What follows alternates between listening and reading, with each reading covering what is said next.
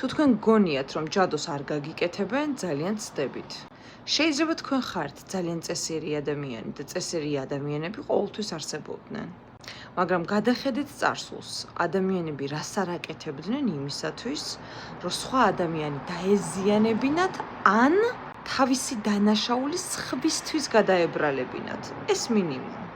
ადამიანები ტყუილად უწყობდნენ ერთმანეთს რაღაცებს და სვავდნენ ციხეში. იმეტებდნენ სასიკვდილოდ ოქროს და ფულის გამო. დიახ, ადამიანების მოგონებულია სიკვდილით დასჯაც.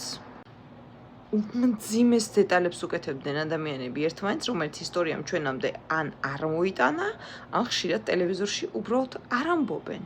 და ეხლა, როდესაც ზოგიერთი ადამიანი ან კლიენტი გაკვირვებულია ხოლმე, აი მე ესეთი კარგი ვარ და როგორ შეიძლება ვინმემ რამე გამიკეთოს. მეგობრებო, გაიხსენეთ, რომ ადამიანი არა სიკეთის ნაწილი, არამედ სიბოროტის ნაწილია.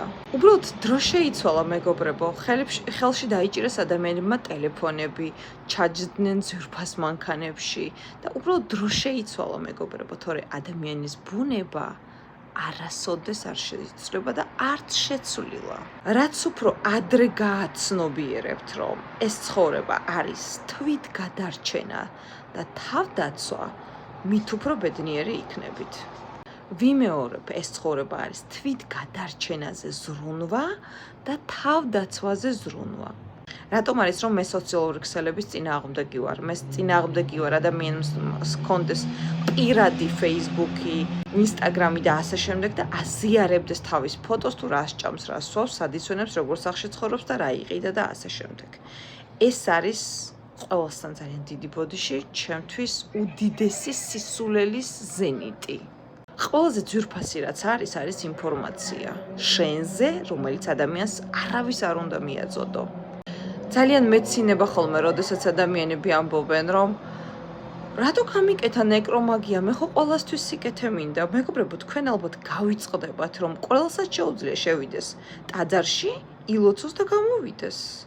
და შემდეგი მსხვერპლი იმსხვერპლოს. ასე რომ, მეგობრებო, რაც უფრო მალე გაახელთ თვალს, რომ თქვენს გარშემო ჯადოს არსებობს, ბოროტი ადამიანებიც არსებობენ და უფრო უარესი ადამიანები არსებობენ, რომელთაც თქვენი სიკვდილიც კი ესიამოვნებათ. მოკლედ, რაც უფრო მალე მოიხსნით ვარდისფერ სათვალეებს და თვალს გაუსწორებთ ნამდვილ ცხოვრებას, მით უფრო ბედნიერები იქნებით მერწმუნეთ. ამას არავინ არ საუბრობს და გვესაუბრებიან ლამაზი სიტყვებით, დაბეჭდილი ტერმინებით და ასე შემდეგ, მაგრამ ნამდვილი ცხოვრება არის ცხოვრება თვითგადარჩენისათვის.